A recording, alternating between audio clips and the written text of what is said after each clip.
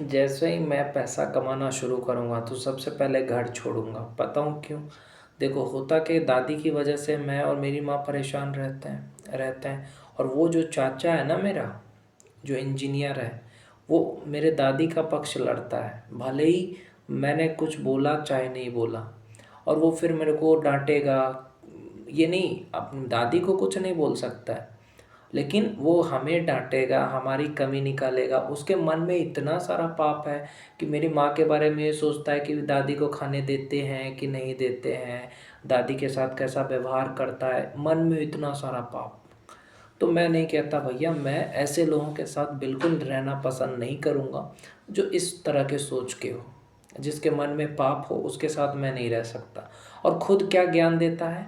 ये ज्ञान देता है खुद कि जो जैसा करता है उसको वैसा मिलता है। तुम तो बहुत बुरा करते हो, तो तुम्हारे साथ क्यों नहीं बुरा होता? तुम्हारे साथ तो अच्छा हो रहा है ना सब। मैं उस इंसान को पसंद नहीं करता यार, कसम से। लेकिन क्या करूं, मजबूरी में उसके पास रहना पड़ रहा है। अगर मैं पैसे कमाऊं ना तो मैं किराया लेकर के घर रहूं, लेकिन उस इंसान की शक्ल भी ना देखूं। सच बता रहा हूं मैं। खास करके मुझे मेरी फैमिली बेकार लगती है सबसे। देखो, दादी को कोई रखना नहीं चाहता, पहली बात समझे। मेरे फैमिली में यही दिक्कत है, दादी को कोई रखना नहीं चाहता। और दादी कितनी भी गलती करे, उसकी सारी गलती माफ़ है। और उस दादी को अगर थोड़ा सा भी जवाब दे दो तो चाचा बोलेगा, चाचा सब जो है ना 3 गो, वो बोलेगा अरे मेरी माँ को ऐसा बोल दिया वैसा बोल दिया। वो अगर मेरी माँ को कुछ भी बोलती है वो सही है। हाँ, वो जो मेरे माँ को कुछ से कुछ बोलती रहती है वो सही है, अरे बोलती है कोई बात नहीं।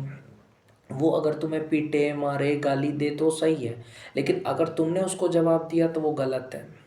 तो मैं तो भैया यही कहूँगा कि कैसे भी करके मेरे को जॉब लगे, ताकि ऐसे लोगों के साथ मुझे रहना ना पड़े। ऐसे लोगों के साथ रहने से बेहतर है मर जाना, क्योंकि ज़िंदगी घुट घुट के जीता है लोग ऐसे ऐसे लोगों के साथ। मेरे माँ को हमेशा डैन बोलेगा, चोर बोलेगा, ये वो मतलब सुबह से शाम तक मेरे माँ को गाली देता रहता है मेरा दादी। बर्दाश्त कितना करेगा आदमी?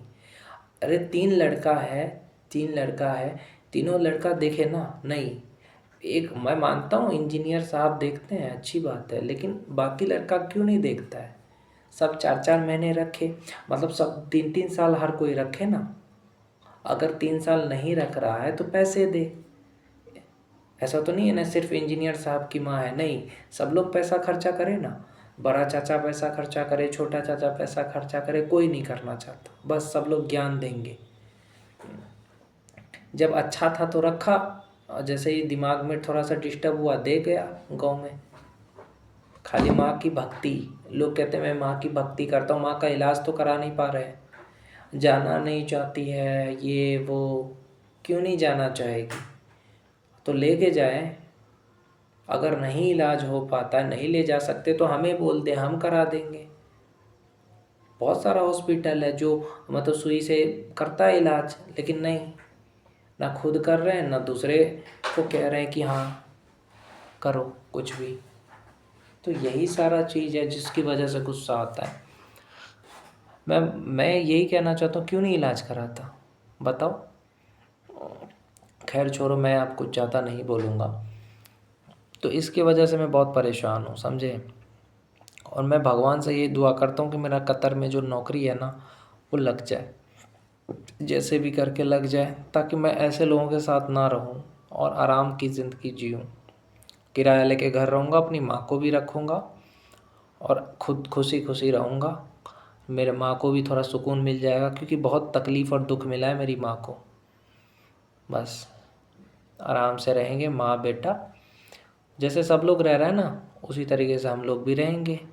हम लोग की तो मजबूरी है, इसीलिए रहना पड़ रहा है यहाँ पे, नहीं तो यहाँ पे कौन रहता है ऐसे लोगों के साथ, है कि नहीं। किसी से कोई मतलब ही नहीं रखना, घर वालों से। घर परिवार किस चीज़ का? कोई किसी का नहीं है, सब अपने अपने में रहता है, तो हम भी अपने में रहेंगे। लेकिन हमारा नसीब कब खुलेगा पता नहीं, कब नौकरी का आता है वीज़ा, तभी न जाएंगे।